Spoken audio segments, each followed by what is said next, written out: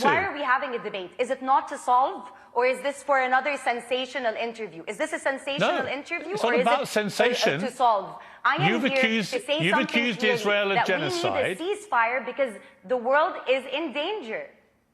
I have accused Israel of genocide. I am accusing Israel of genocide. And I'm simply saying to you, this is a genocide. And they I'm have simply said saying it's a genocide. Rahma, I hear you, and you're perfectly entitled to that view, although Israel would contest that characterization of what they have been doing, but many would agree with you. But I simply say, what is Hamas waging against Israel? I would love if they would contest with evidence rather than terror. Yeah, but do you not agree with me that what Hamas is doing is clearly... Do you not agree with me that clearly what Hamas is waging against Israel is also genocide by your criteria? I am, you know what's, again, this is a dangerous debate, because what you're trying to put me in is, once I condemn... Just asking you a question. Once I condemn these people, what that then means, why is this dangerous for me? Because what that then means is that you can then answer me and tell me that Israel has the unequivocal right to defend itself, what that means is that they eradicate a people who end up being your Halloween you're costumes. wrong. No. So why not put a stop to this now? Let me clarify. They're not on equal footing. Let me clarify. Israel, like every country in the world, has an absolute right to defend itself. Right? Israel has a right to defend itself. The question now is against women and children? Let me finish my point, Rahma. Look at the evidence. Let me finish my point. How many Palestinians have died? If you're not going to let me finish my point, you're not going to hear what I have to say. Israel has a right to defend itself. But the longer this war goes on, the more that people are saying to Israel, what is proportionate? How can killing many thousands of Palestinians, innocent women and children, how can that be right?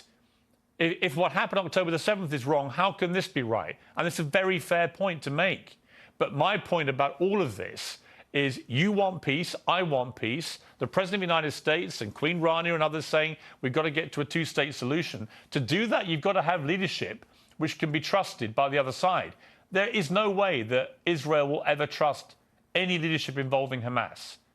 And I would say the same, by the way, about the Palestinian view of Benjamin Netanyahu. I don't think they trust him either. I think you need new leadership on both sides. And that's where the conundrum is going to be. How do you get to that place where it's no longer Hamas controlling Palestinians and no longer Benjamin Netanyahu in charge of the Israeli side?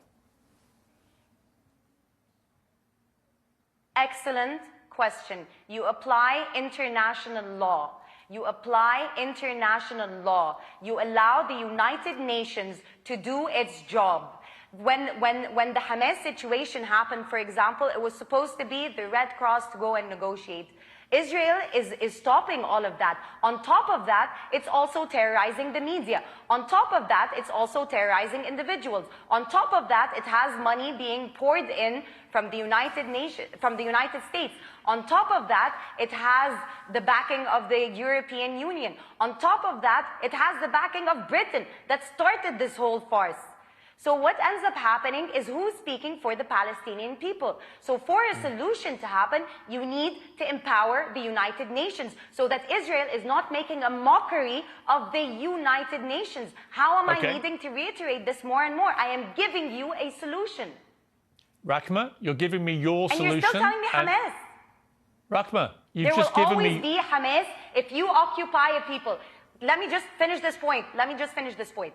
If you occupy a people, if women in labor are having to give birth at checkpoints, if you're having people imprisoned, if you're having this merciless bombardment of Palestinians, you are going to breed Hamas. It starts with the stronger party. Rahma, I've given you a long amount of time. And this is why the jargon is dangerous. Okay, I hear you, and I respect your right to your opinions, and I've given you the platform to air them, and I appreciate you coming on the program. Thank you very much. Call for a ceasefire, then.